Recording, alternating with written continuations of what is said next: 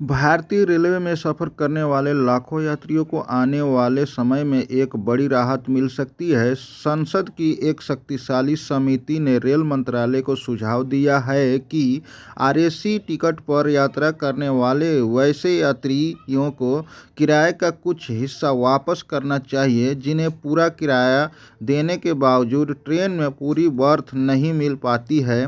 संसद में 4 फरवरी को पेश की गई लोक लेखा समिति की रिपोर्ट भारतीय रेलवे में ट्रेनों के संचालन की समयबद्धता और यात्रा समय में इस मुद्दे को प्रमुखता से उठाया गया है।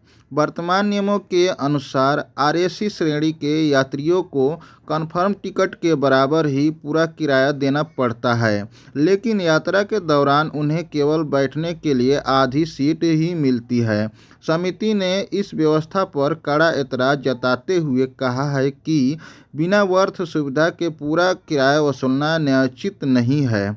समिति ने अपनी रिपोर्ट में स्पष्ट रूप से कहा, समिति का मानना है कि चार्ट तैयार होने के बाद भी यात्री अगर आरएसी श्रेणी में ही रहता है तो उसे पूरी बर्थ नहीं मिलती है तो उससे पूरा किराया लेना गलत है। मंत्रालय को एक ऐसी व्यवस्था विकसित करनी चाहिए जिससे ऐसे यात्रियों को किराए का आंशिक हिस्सा वापस मिल सके। फिलहाल आईआरसीटीसी के नियमों के मुताबिक यदि आरएसी ई टिकट को ट्रेन छूटने के निर्धारित समय से 30 मिनट पहले तक कैंसिल नहीं किया जाता तो ऑनलाइन टीडीआर फाइल नहीं की जाती, ऐसे में कोई रिफंड नहीं मिलता। समिति का तर्क है कि जब यात्री आधी सीट पर सफ़र करने को मजबूर है तो उसे सर्विस की ओर से आधी ही मिल रही है, इसलिए भुगतान भी उसी अनुपात में होना चाहिए। यह सिफारिश अगर लागू होती है तो यह रेलवे के दशकों पुराने किराए ढांचे में एक बहुत बड़ा ही बदलाव होगा।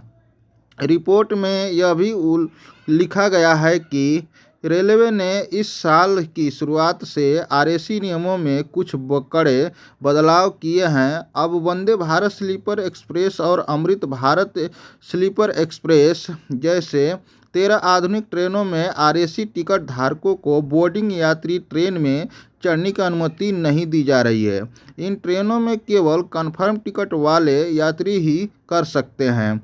Guwahati Rohtak Amrit Bharat express, Dibrugarh Lucknow Amrit Bharat express, new Jalpaiguri Nagercoil Amrit Bharat express, new Jalpaiguri Tirupalli Amrit Bharat express, Alipurduar SMVT Bengaluru Amrit Bharat express, Alipurduar Mumbai Amrit Bharat express, Kolkata Tambaram Amrit Bharat express, Kolkata Anand Vihar terminal Amrit Bharat express, Kolkata Banaras Amrit Bharat express, Thiruvananthapuram central Tambaram Amrit Bharat express, Thiruvananthapuram Uttar Charlapalli Amrit Bharat express, Nagercoil junction Mangaluru junction अमृत भारत एक्सप्रेस।